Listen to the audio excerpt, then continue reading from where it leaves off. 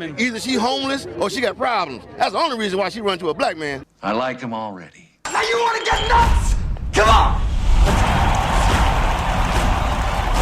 Ladies and gentlemen, please welcome.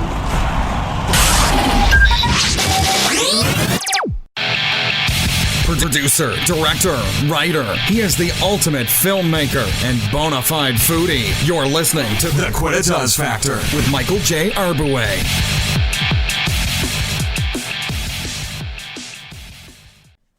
Konnichiwa, hello, and welcome to another episode of The Quidditas Factor with Michael J. Arboway. I am your host, and this is The Quidditas Factor. But what is the word Quidditas?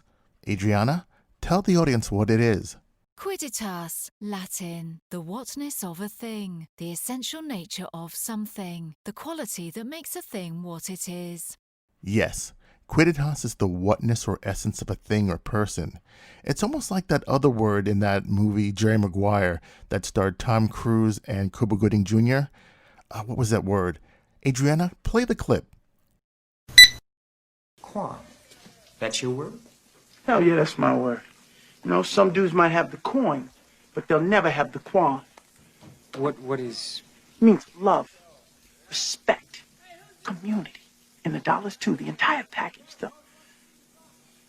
Quan. Great word. Yes, the word Quan and the word Quidditas are a lot alike in some ways because they both talk about that special magic that a person has. And in this episode, we're going to be talking to Tom Wardach. And the reason why this episode is so great is because he didn't start out doing what he wanted to do. He kind of had this whole other life and then later on decided to follow his dreams. And it reminds me of that quote by Lance Armstrong that says, if you ever get a second chance in life for something, you've got to go all the way. And that's exactly what Tom does. So sit back, enjoy this interview. I think you guys will get a lot out of it. And if you've always wanted to do something but didn't do it, here's your chance. There's always time. Let's welcome to the show, Tom Wardach. Of course, Michael. Very talented guy. It's so great to talk to you this way. Let me start off by asking you, what did you want to do when you grew up? Tell me about 18-year-old Tom. Actually, there's a little bit of a story that led to that. Let me preface by saying that my father was an entertainer. Oh, okay.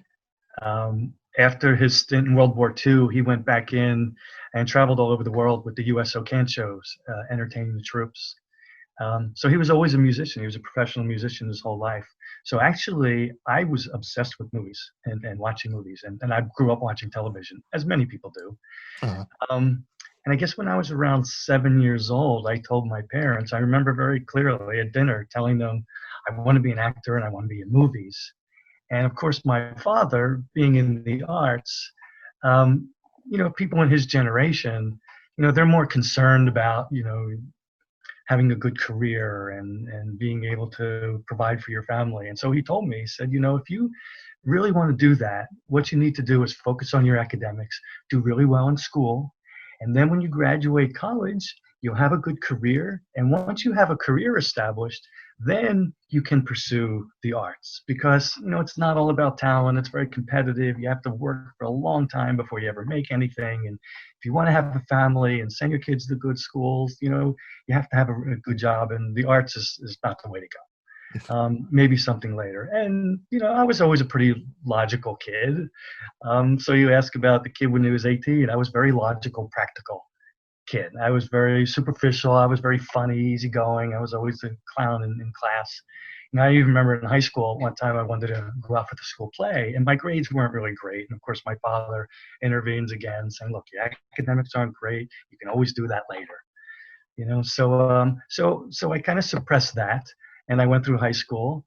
I went to college. I was a political science pre-law major. I was very active in local politics in Philadelphia. I was actually a local elected politician for 4 consecutive 2-year terms in the city of Philadelphia. Oh, wow. That I did not know.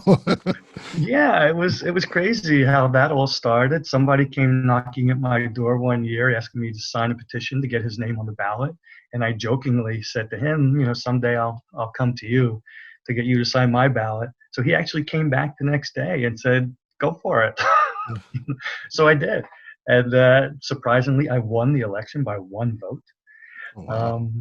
Which was pretty amazing. Being, I was a young kid. I was just in college. I was a political science major, as I said. I was pre-law. I was going to go to law school. But the more I was active in politics, at least in Philadelphia at the time, it was very corrupt. And I was asked to do things that just kind of went against the grain of who I was. So I got out of it. And I decided to go back to school for computers. Computers was big at the time. Wound up getting a job in the corporate world, doing very well. Left the company I was working for to start my own company. So I've done like global corporate consulting, done very well. So life just kept moving forward for me.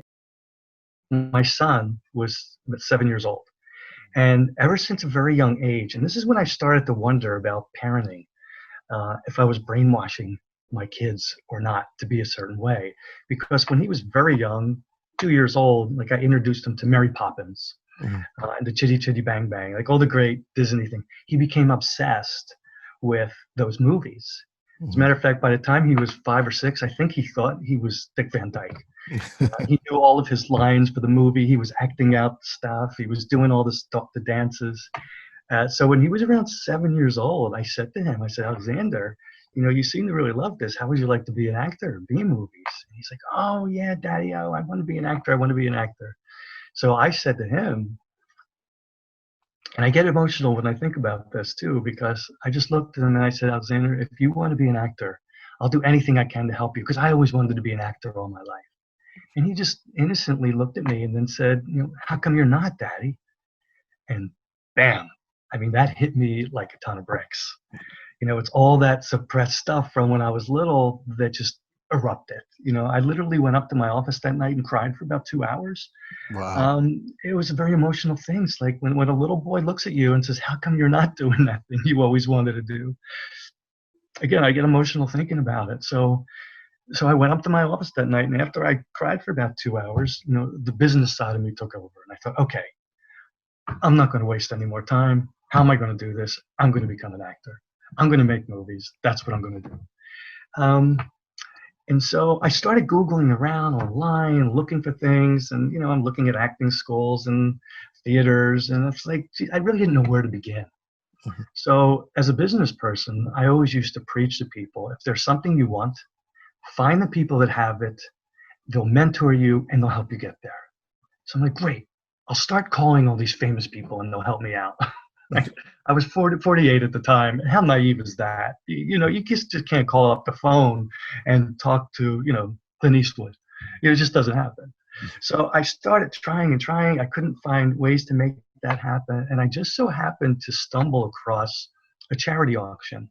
I don't remember what the charity was specifically, but I had some discretionary income and I donated to a few charities. So I'm just looking through the items to donate. And there was an opportunity to bid on an item, and it just said, "Have lunch with Peter Boyle in New York."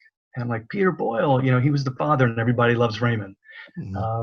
He was Frankenstein in Young Frankenstein movie. He's had an amazing career. I'm like, great. So I put in a bid and nobody bid on it. And so for $200, I'm sitting at the Brooklyn Diner at 57th Street in Manhattan with Peter Boyle. Wow. And he became my mentor. He was advising me and he's saying, "Look, Tom, at your age, you don't need to go through a whole conservatory program." He says, "Find a good acting studio that's very theater based. Get a lot of training and then just start, going on auditions and, kind of test the waters that way." So I would listen to him. I talked to him every once in a while. But then I thought, this was great. Like, who else? Are there other celebrities out there that I can get this kind of help from? So I started Googling around for charities that are associated with different celebrities. So next thing you know, I had lunch with John Voight and Sam Waterston and Timothy Hutton, Patricia Clarkston. All these famous people I started having these celebrity lunches with.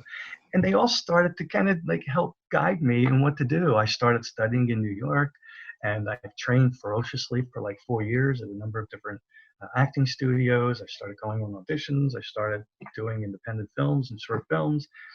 And then this whole volcano of creativity, I call it, just erupted, and I just started having all these ideas, and I was starting to get some success as an actor, but I kept getting cast as, you know, the white collar guy, the professional, the lawyer, the doctor. I'm like, I trained so hard, you know, to do so many other things. So I started writing things for myself. And so I wrote a bunch of short films. I wrote a couple features. I wrote some one-act plays. I started producing them, directing them, and that's kind of how I started. It was really just doing things on my own and going through people that have already been down this journey. And I guess I got lucky too. There's a lot of creeps in this industry, I suppose. I've been very fortunate, you know, with John Voight and Matt Dillon and these people that I've had these lunches with. I think they were at a point in their career that I think they just wanted to give back. And so I benefited from that. So it was a wonderful thing. And that's kind of, you say, the 18-year-old kid. I felt like I was an 18-year-old kid even when I was 50. Wow. Because I was just then pursuing what I've always wanted to pursue that I never did. Wow, that's amazing. Exactly. You know, that's something I preach to my kids all the time. If there's anything in life that you want, just try. Because if you don't try, you don't know if there was a chance that you might have been successful at it. I mean, I did kind of the same thing. You know, you pay your $20, people search, and I sent a script, you know, to somebody very famous, and they got it. Wow. You know, That is and so it's funny. like, wow, you know, it doesn't hurt to ask. The worst they could say is no. Yeah. Or you just never hear anything. But what I've found is that, you know, if you go through the effort, sometimes it's going to pay off. And again, if you don't try, you never know. So I try for everything, no, not even industry related, just anything in my life. Wow. If I don't try it, then I've already failed because I didn't give it a shot. That's fantastic. So after becoming like an actor late in life, do you have an agent? Did someone take a chance on you? And You know, it's really funny because I started getting a lot of work. And I joined AFTRA. This was going back a little while ago when I was going to start doing some television stuff. And then the whole SAG-AFTRA merger happened. And so once that merger happened, all of a sudden I became by default SAG-AFTRA. And so a lot of this non-union stuff that I was doing, I couldn't really do anymore. So then I had to start only applying to SAG stuff. And so I wasn't finding enough of those right away. So I figured, you know what, I'm going to have to look for representation. Well, it was right around that same time when I had one of my short films that somebody was saying, you really need to make this thing. So I thought, all right, let me put the auditioning stuff off for a little bit and start producing this short film. So I started producing my short film night and day, wound up shooting that. It was like a 9-minute short. And because it was so short and it was production-wise very well done, I got accepted to a lot of film festivals. And I thought, wow, this is great. So then I kind of got sidetracked with all of my film production stuff. So I started producing and directing all the stuff that I wrote for me to feature me as an actor. So I justified it, though, even though I'm not going out and auditioning for things, I'm still acting because I'm the lead in these films. And I'm also learning so much more about the business. I mean, I would highly recommend to any actor out there, no matter what your aspirations are, to write something small and then work by yourself, by engaging other people to produce, co-direct if you need to, and learn all the aspects of the industry. So even though I wasn't out there auditioning, I was learning so much as an actor because, you know, when I'm working with the cinematographer and the other actors, as the cinematographer, assisting the cinematographer and as the director, I can see what I know that actor needs to be doing. And even when the guy's getting wired up for sound, and he said, give me a sound check, and the actor's like, 1, 2, 3, you know, test. I'm like, no, wait a minute, I really want to hear some of the highs and lows of the scene you're going to be doing, you know, for the sound check. So like I really learned everybody's job on set. And I think that makes me a better actor. Makes me smarter, makes me more knowledgeable, more respectful of everyone else and their roles on there. So even though I got sidetracked by doing all these films, Now I swore that 2020, and this was my last year goal, I'm going to update my reel, I'm going to update my headshots, I'm going to update my website, I'm going to go out there and start auditioning. And then the whole COVID-19 thing hits and all the point. So I haven't really been able to do that yet. My hair is getting really long. So I kind of got sidetracked again. But what I've done is I've used this time to go back to some of my writing projects that I haven't finished to work on those. So again, the whole auditioning thing for me just kind of got put on hold during this industry, which pretty much shut down anyway. Yeah. So okay. here I am So today. tell me about the first film that you did and the success that that film had. What was the name of it and who was in it? The very first film I did, it was these two guys, Alex and Charlie Sharfman. I call them the Sharfman brothers. They had graduated from Tisch. They were film students. And I guess they had some money and some backing, so they wrote this short film and they put out, I guess it was on Actors Access or Backstage, one of those, some breakdowns, and I submitted for that. So I went in and auditioned, and again, I think some of my success with auditioning came from two things. One, all the training that I've done. I mean, I trained ferociously, but the other thing was, it was later in life for me. And I had a very successful corporate business still running. So I didn't need the work.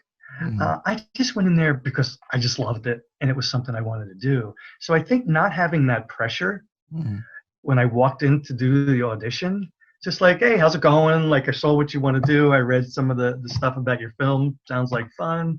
And here's how I would approach that role. And so I did the audition. They're like, wow, it was very genuine, very refreshing to watch. So I got the part. And then it was about a father and a son. They had called me about 2 weeks later and they said they're having a lot of problems pre-production wise with this little boy that was cast to play my son, because with the requirements with the union and all, they have to have a parent on set and they have all these requirements.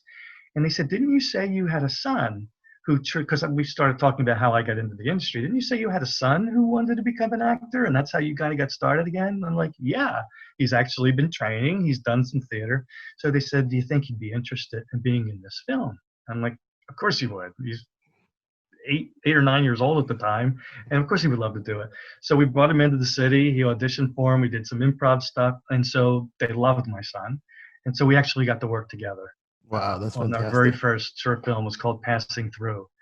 And it was a great experience. They were very professional, they had a lot of great equipment, they had a red camera back then, and so it was a very professional production. And the thing, like I said, it was great. I got to work with my son, who, again, I get emotional when I think about that because it was him who finally unlocked that door that I had closed for so long on the whole industry. And so here I was doing what I wanted to do all my life with the person who snapped it in my face saying, how come you're not doing it? And so we were both working together, and it was a great experience. It was called Passing Through. I think I have a link to it on my website. It was just one of the best experiences ever. Wow.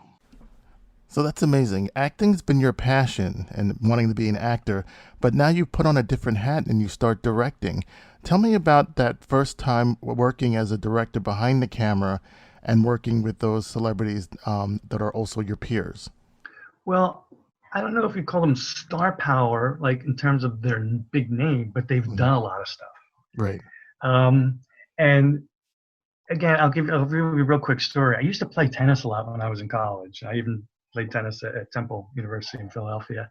And I got to be a point where I would be playing tennis with my friends, and like we would each beat each other like the same amount of time.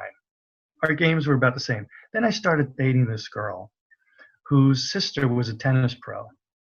And so I started playing tennis with her. They kicked my butt. I mean, I played with them all the time. I could barely return their serves. I got a little better against them. And what happened was, once about, 6, 8, 10 months later, I go back to start playing tennis with my other friends. I was kicking their butts, like consistently. It's none of them, oh, sometimes they win, sometimes I was beating them all the time. And the thing was, I upped my game by playing with people that were better than me. And so, and I'm sure the same is true in any sport, in any industry. You know, you start surrounding yourself with people that are better than you, and I think just by the nature, it just ups your game and you get better. So I've worked with some people that had a lot of experience, and just watching them on set, watching the way they prepare. You know, I'm a big observer. You know, even when I was studying acting for 4 years in the city, I mean, I was always one of the first to get up there and do stuff so that I can then sit back and just use the rest of the time in class to watch everyone else. You know, you learn from the good and the bad they do. So again, it's just observation. So I've worked with people that had a lot of background, a lot of experience, and they, you know, taught me how to navigate on set with certain things. And I'll even go back to like the very first thing I ever did was theater. And so after my lunch with Peter Boyle, which really kind of started everything, I decided to sign up in the city for an improv class just to kind of see what that was all about, you know, as from an acting standpoint. So I take this improv class with a great guy. His name is Angel David, seasoned actor. And one of the things that he said probably after the third or fourth class, he said there's no better training as an actor than to be going on auditions. So just go out there, and because the way this industry is set up, 99% of the time you're not going to get the gig anyway. You know, it's all about failure, and it's just about persistence. So he said, I encourage all of you, just start auditioning for things, because you're not going to get the roles, especially early in your career, and it'll be a good experience for you. So I thought, okay. So I started looking around for audition thing, and I found like a community theater. They were doing a play called Never the Sinner. And one of the lead roles was for an attorney. And I'm like, perfect. I'm a corporate guy. I'm a white collar guy. I've trained I trained for 3 weeks with improv class. That was the extent of my training. So great, I'll go for the audition. I went for the audition, and the guy asked me, can I see your headshot and resume? And I said, well, I don't have a headshot or a resume because this is really the first thing I'm ever trying to do. I just signed up for some improv class like 3 weeks ago. So the guy gives me kind of a look like, all right, let's see your stuff. So I did my monologue, I did the scene. And when I was done, he's like, that was really, really great. I was very impressed. And I thanked him. He said, are you certain, can you tell me with all certainty that when you're out there on stage, you're just not going to like freeze up and forget your lines and get all stage struck? And I said, well, I've never done it, so I can't tell you that with certainty, but I can tell you as a businessman, I'm in front of people all the time. I have no issues with being in front of people and public speaking and presentations. I don't think it'd be a big deal, but no, I can't tell you that because I've never done it. So he said, all right, I can't really risk giving you a lead role like this without having some experience. So I left. That night he called me and said, look, I've been thinking about it. Would you consider doing these other roles? So he offered me actually 2 other roles in the play as a news reporter and as a psychiatrist. And the news reporter role had like a lot of lines. I mean, I was on stage practically the whole time. So I agreed to do it. And as soon as I agreed to do it that night, I called my improv teacher and I said, Angel, this advice you gave us really sucked because I just went for an audition and I booked it and I don't know what the hell to do because I have no experience. So I immediately started private coaching with him to kind of help prepare me for a role that I just went in for fun. So the lesson there is, don't do anything unless you're fully committed, because I just went there for fun just to try it, and they were interested and I wasn't really ready to back it up. So I had to like immerse myself in private coaching and training. I did the play. It went off wonderfully. It was great. It's a great experience. And again, I had no experience. So all I did was just watch everybody and the whole time I was there, which again helps me up my game. I missed a couple classes because of rehearsals, and then I immersed myself back into my acting training. And I decided not to audition for anything for a long time. Until I really felt that I was ready.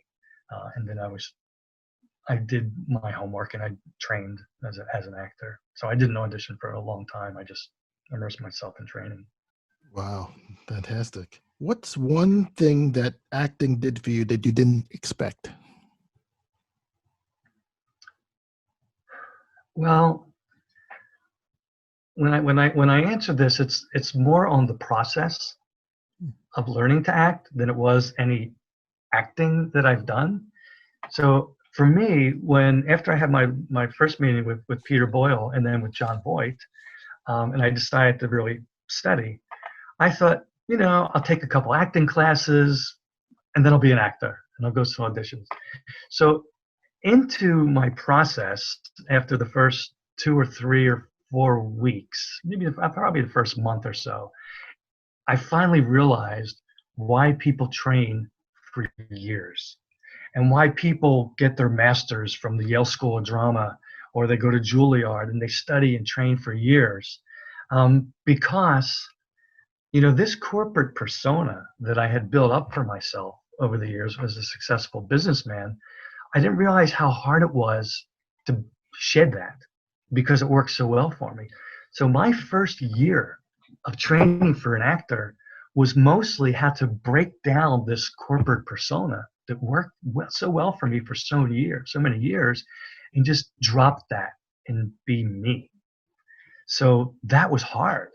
That was, like I said, a solid year. And then the second year of my training was, now that I've stripped that persona down and I'm more me, I had to then dig within myself to find all those other aspects of myself and of my experience that I could bring out as a character and tap into. That was very hard too. So again, year one, stripping down your corporate persona, which leaves you feeling very vulnerable, which is one of the key things I learned as an actor. You've just got to expose yourself and be vulnerable. And that took me a year. And then the second year was finding all those other things inside of me that I could bring out in these classes and in exercises. And then the third year was very transformational in my life, because not only did I finally break that down and tap into all these other elements of my person, but then I had to bring those out through a character that was fictitious in a fictitious situation with another actor, and pretending I'm somebody else while tapping into all that. And so, you see in a lot of acting classes where some students, whether it's an exercise or a scene, like they'll get lost in it and they break down because they're trying to relive something or whatever. And I found out early on when that was happening to me that that's not as constructive for me, because I started to lose sense of what I was doing as an actor and in a scene, because all this other stuff was coming out. And I learned that if you're doing film and you have an emotional scene, you may have to do that scene 20, 30, 40 times. And you just don't want to have to go through that each time. So the third year of my training was really to figure out how to bring those things out and to live those emotions truthfully in a character, in a scene. And then when it's done, to let it go. So that was my first 3 years in the process. So when you ask like what as an actor like may have changed you, it was the process to getting to a point where I can call myself an actor that was life-changing. And again, I went through this late in life. I started studying when I was 48. So by the time I was like 51 or 52, I completely, and this is really weird, I said completely changed. I completely became the person that was buried in all this corporate stuff. Because underneath that, I'm also a son, and I'm also a father, and I'm also a husband, and I'm also all these other things. And all those things, I guess I kind of lost sight of who I was as a person. And so the greatest gift that I ever received was a gift I gave myself. And that was to embrace learning to become an actor, and the technique and the role, the journey that I went on to what I thought was to learn how to become a great actor was really learning how to become truthful to yourself, to other people. Acting's all about relationships and your environment and how you live in those moments with people. And so it just helped me do that better as a person. It's funny because the more training I was doing, I wanted to get further and further away from my corporate stuff and really focus on the acting. My corporate stuff started taking off. And I think it's because I just had a different aura around me, and where business was coming to me, and I'm like, I don't want to expand. I don't want the extra work, and I think it was because I was able to open up and just be more open to things than I ever was. So as an actor, it was the training that really changed my life, and no specific acting thing that I did. So, doing this late in life, I have to ask, what did your wife think about this? Well, it's funny because in the beginning, she was like very supportive, like, go after, if this was your dream, you have to pursue it. And same with my kids, and especially my son, who was doing some of the same. So she was very supportive. And then all of a sudden, as I started doing more things, she came to me one time, she's like, are we going to have to move to like California for you to do this? And I'm like, I don't think so, but I don't know. And I just so happened that right around that time, the hospital in our area was doing a fundraising thing, and Alan Alda, the great actor, had a book out, and he was doing a book signing, and so he was going to make that a fundraiser for our hospital, so he was coming to this event for us. And so I got to talk with Alan Alda, and he said to me, like, how, I was telling him some of my story. He was very gracious, wonderful man. And I said, the only downside is, I'm thinking now, is my children are young, and my wife even asked me if we're going to have to move to California. I didn't really want to uproot my family. My roots are all here, Philadelphia and New Jersey. Mm-hmm. He said, Tom, and he looked me right in the eye. I said, Tom, you'll find a way to make it work. The whole time I was shooting MASH, I never moved from New Jersey. I still had my family in New Jersey. He lives in North Jersey. I commuted out to California while we were shooting MASH. Sometimes my family would come out. I have a place out there, but I was going back and forth. I never uprooted my family. You find ways to make it work. Now, of course, he was very wealthy and very successful, and he could maybe more so avoid that. But I found that that didn't become an issue. There's plenty of work here, and as an actor, you can really work and live anywhere, and just go to set and go to rehearsals and make it work. So so my wife and my family have always been very, very, very supportive. And it's funny because my father, who I mentioned early on, who discouraged me from all this, it was late in life for him. Like, so he was in his 80s at this point, and I had a small role on Everybody Loves Raymond.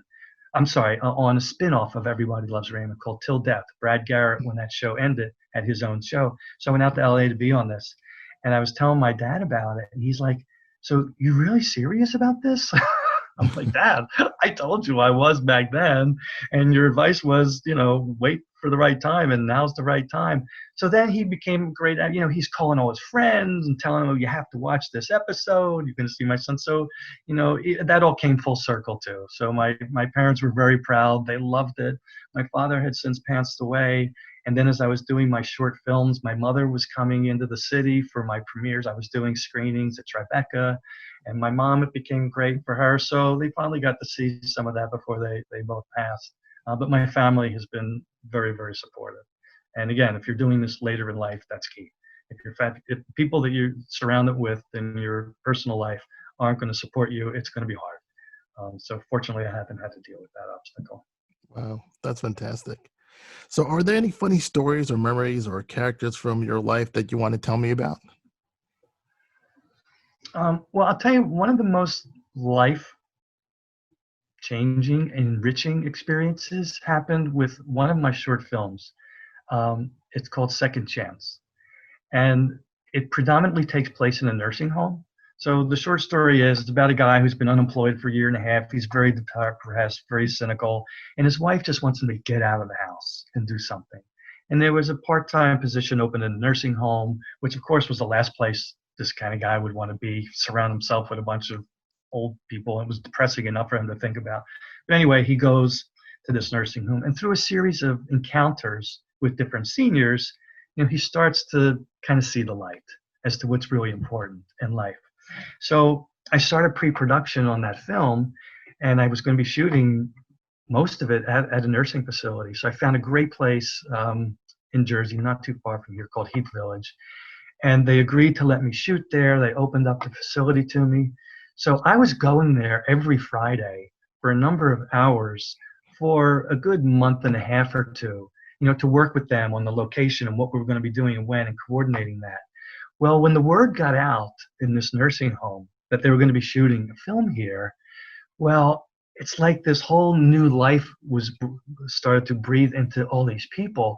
And I became like a celebrity there. Like, I would walk in, and these little old ladies would come up on their little walker, and they're like, oh, you're going to be shooting here. Well, what should I wear for that party scene? And I'm like, hey, look, this is your home. You just wear whatever you want, So I had 70 extras in my film, and they were all residents there. Mhm. I had 4 or 5 like featured extras that actually had some lines or something that I used the residents there. The woman who played the administrator of the facility in the film is the real administrator of the facility. Wow. But I became so close to so many of those people there that it became more than a film, and it was really more of introducing the life of people who are at a later stage in their life, but put away somewhere, Hmm. still have so much to offer. So it just enriched the script. I actually had a screening there, and all the residents attended, plus their family. And it was everybody was crying when they were supposed to cry in the film, and everybody was laughing at the funny parts of the film. And afterwards, I had so many people coming up thanking me for giving them this opportunity to be part of it. And one of the wonderful women who was a featured extra in there, like, she would invite me every year to her birthday party. She just turned 102 last year, and I went there for her 102nd birthday party. She'll be 103 this year. Wow. And so it was just a wonderful, wonderful experience. If I hadn't trained as an actor and I hadn't started writing things selfishly to promote myself, to go out there into different communities to make my films, I never would have experienced that.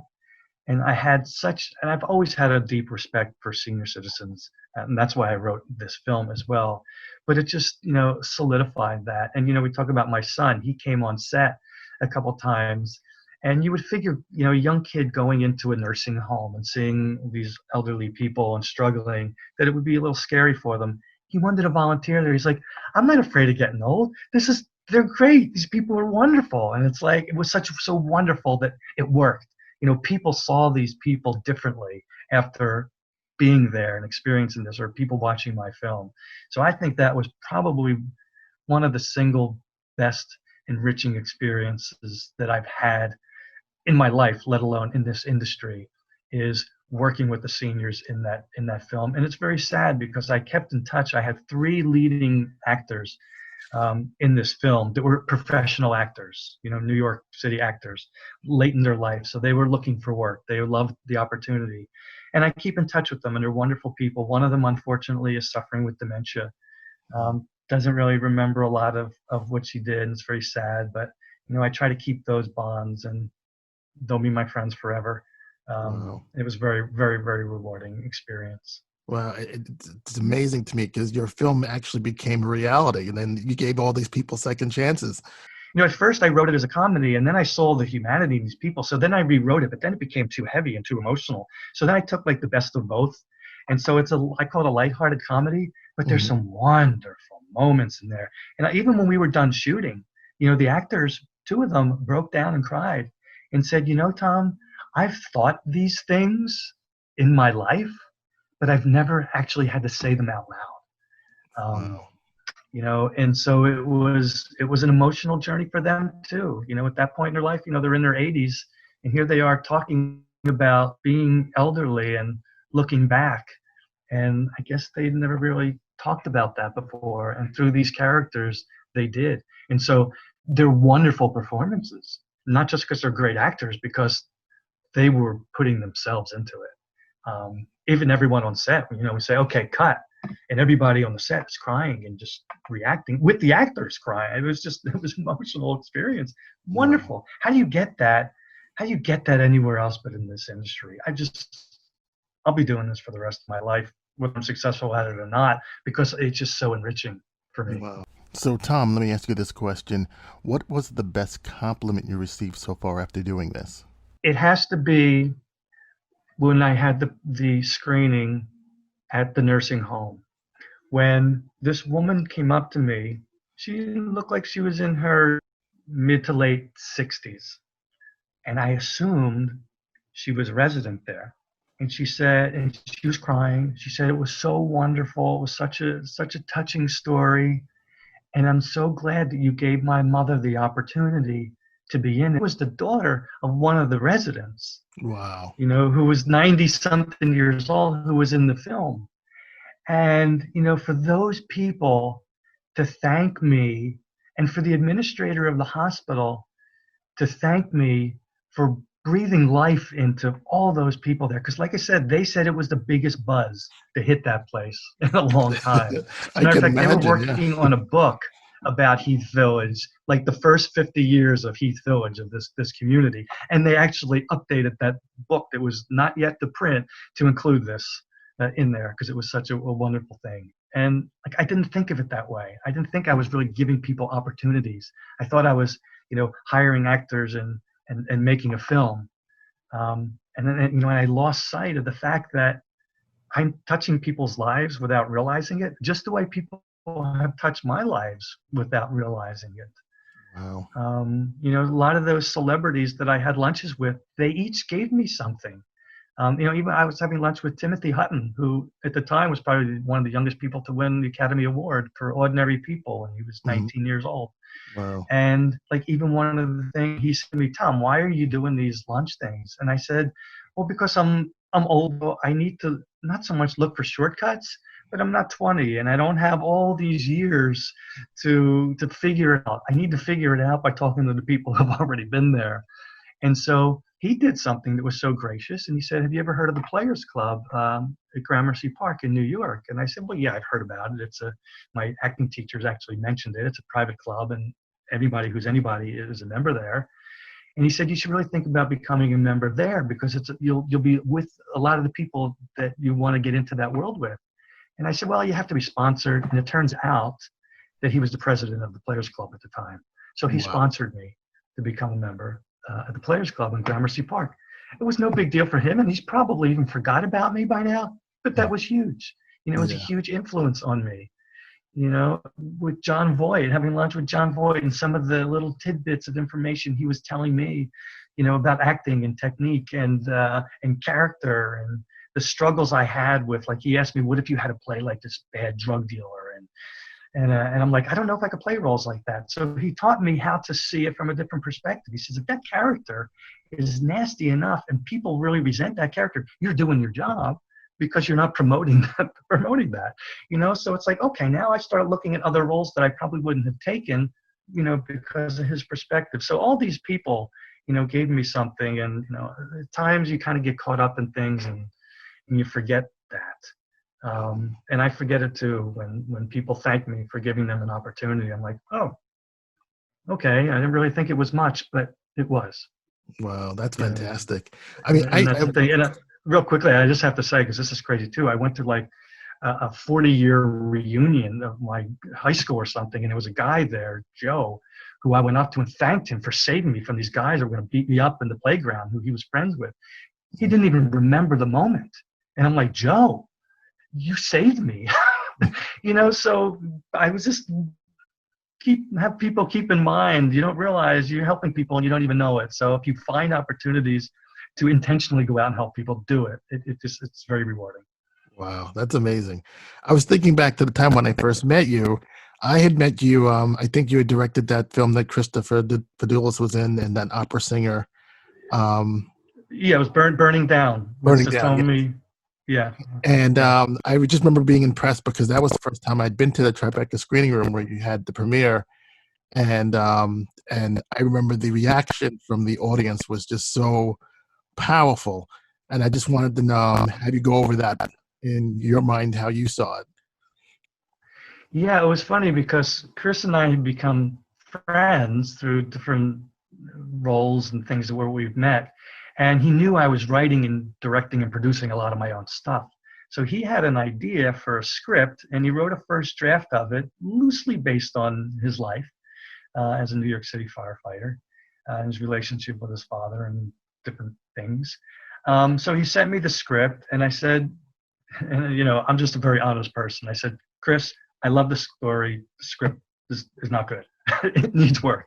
Because the other thing that I did while I was writing my stuff, you know, I'm one of those people that if I'm going to do something, I like immerse myself like 100% into it. Mm-hmm. So I took all of these screenwriting classes online, reading hundreds of scripts, watching all these videos. So I really got educated on screenwriting.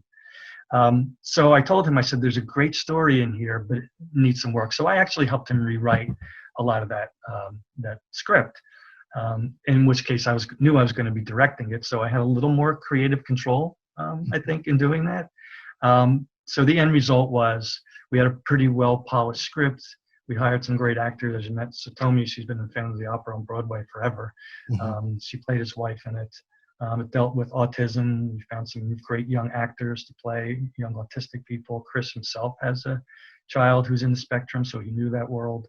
And so it was a great experience pulling these people together to tell this story that I knew. And the hard thing for me was, even when I was working on the script, I knew it was partially based on Chris's life.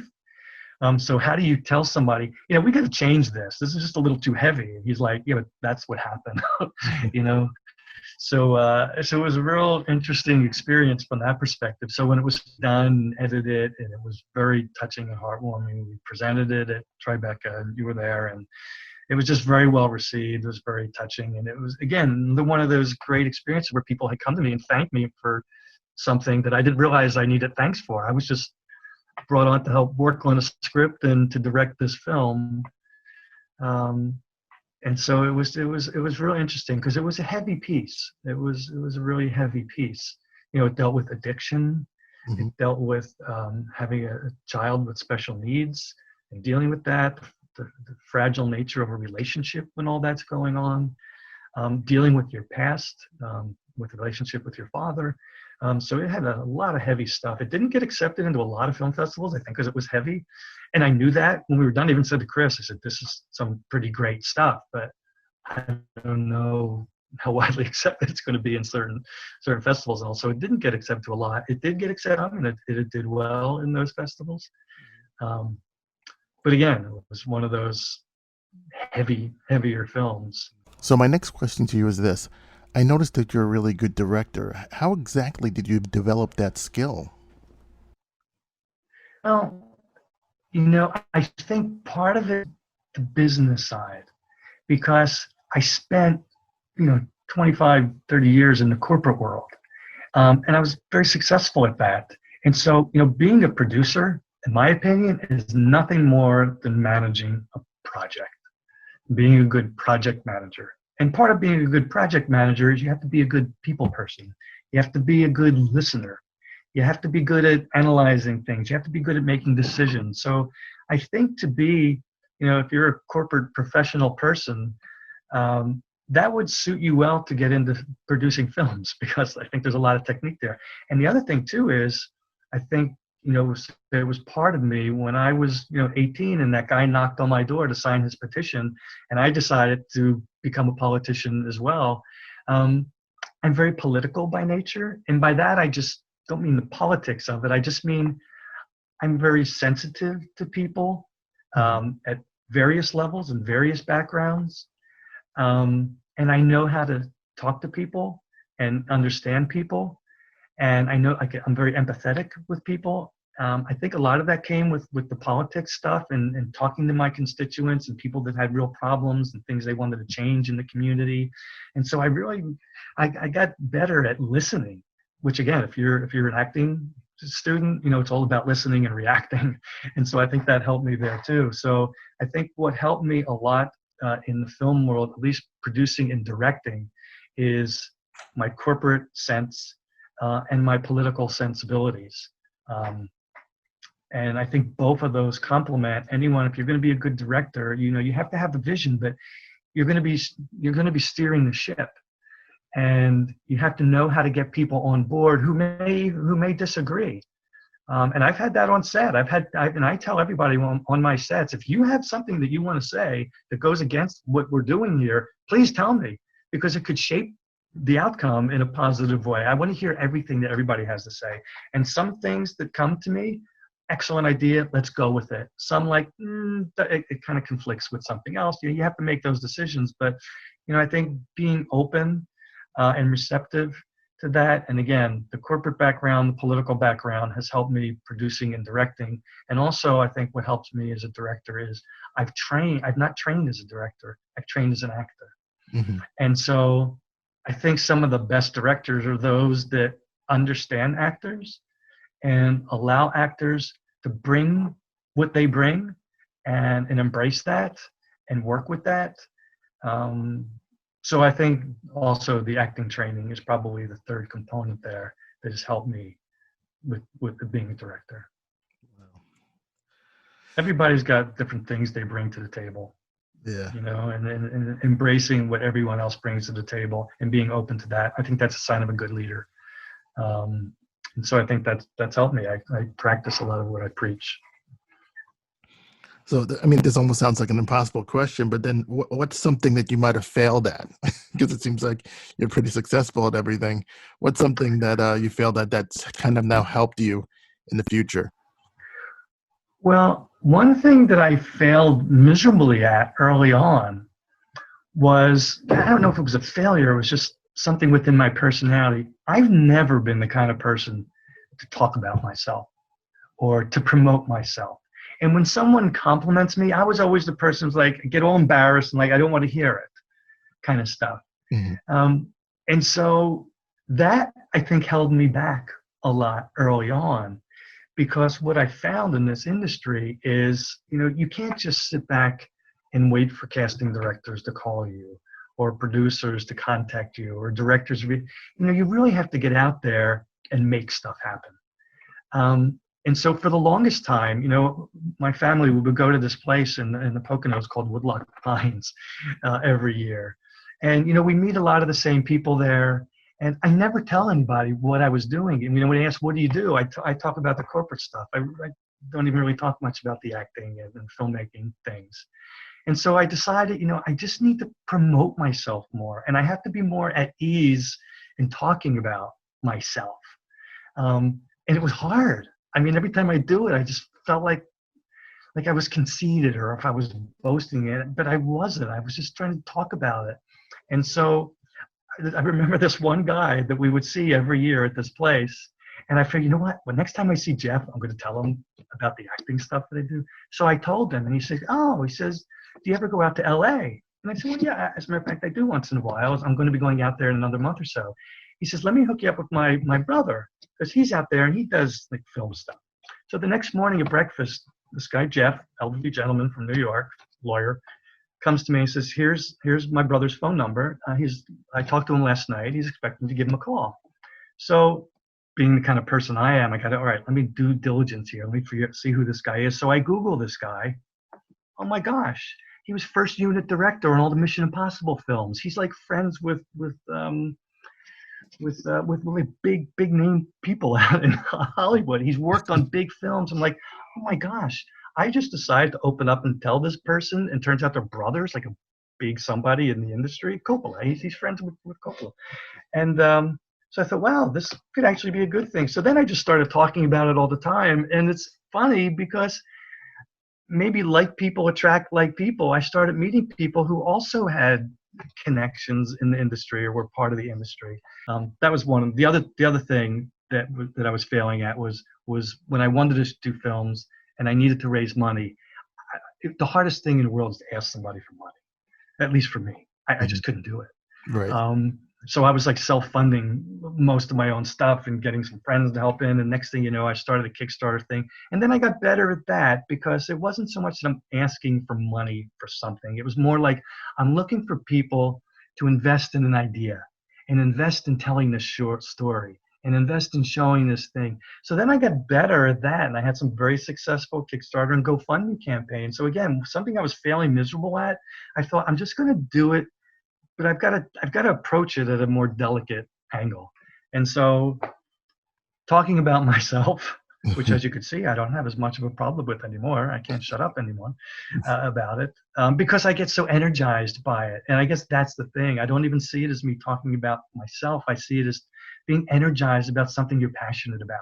And that's really what it comes down to, because, from that time I said to my son, I'll help you do whatever it takes to become an actor. And he's like, how come you're not, Daddy? It's like, you know what? I'm going to do it. I'm passionate about it. I'm going to bring as many people I can in, because part of the keys to success, and any successful person will tell you this, is to surround yourself with successful people and find people that have common passion, common interest, and you'll move faster as a force than you would be by yourself.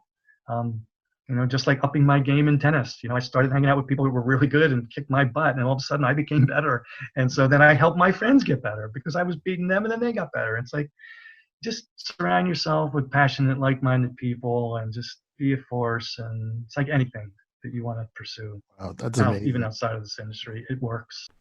What's the biggest surprise you've had in the last 3 months? Well, obviously nobody's considered what's happened in 2020. Right. Not just, with the COVID-19 and with the social unrest, and it's horrible. This country has finally gotten a big wake-up call in a number of ways that they need it. So as horrible as this year has been, I think it could be a great turning point for this country on so many levels. So I hope and pray that that's true. But each year I would find one or two things that I've always wanted to do that I'm just going to try to get done. And one of the things that I wanted to do this year was stand-up comedy. So I started working with a comedy coach and writing materials, and I was all set to get out there when everything closed down because of the virus. So the biggest surprise to me was, geez, I've been preparing for something, and it just kind of got pulled out from under me and shut down. So that was a bit of a surprise. But again, I think a lot of people were surprised in a lot harsher ways by the events of this year. We've all suffered a little bit. Some people suffered a lot. And again, I just hope things turn around. But other than that, that's been the biggest upset in my life. But it's been shared with so many people. Wow. Is there anything I should have asked you that I didn't? I don't know. Maybe you can ask about what kind of big things I have in store coming up. Okay, that's a good one. Tom, what do you have coming up in the future? And one of those is a feature film that I wrote called Old Wounds. It deals with bullying, but from a very different perspective. It deals with a father and son who are both bullied and how they both have a different path they perceive they need to take. And it gets heavy, it gets dark.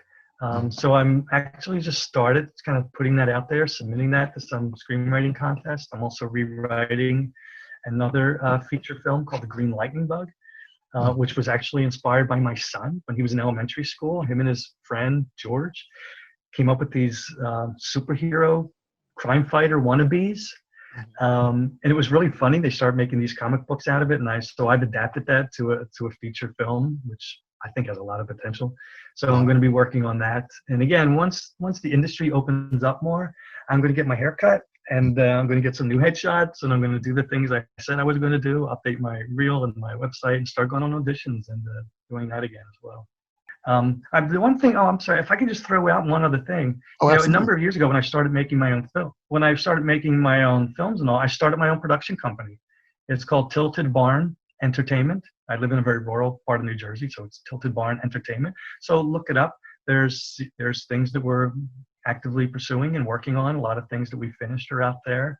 Again, thank you for listening, Michael, and great opportunity you've given me to speak. And let's hope we can together change the world, enlighten more people, and get more people getting out there doing their own thing. Hey guys, before you go, if you like the show, please follow us on Facebook and Instagram. And for more information on me or the show, you can go to MikeArboet.com, and that's MikeArboet.com. Buy some merch, check out my books, see what movies I'm working on, and thank you for listening.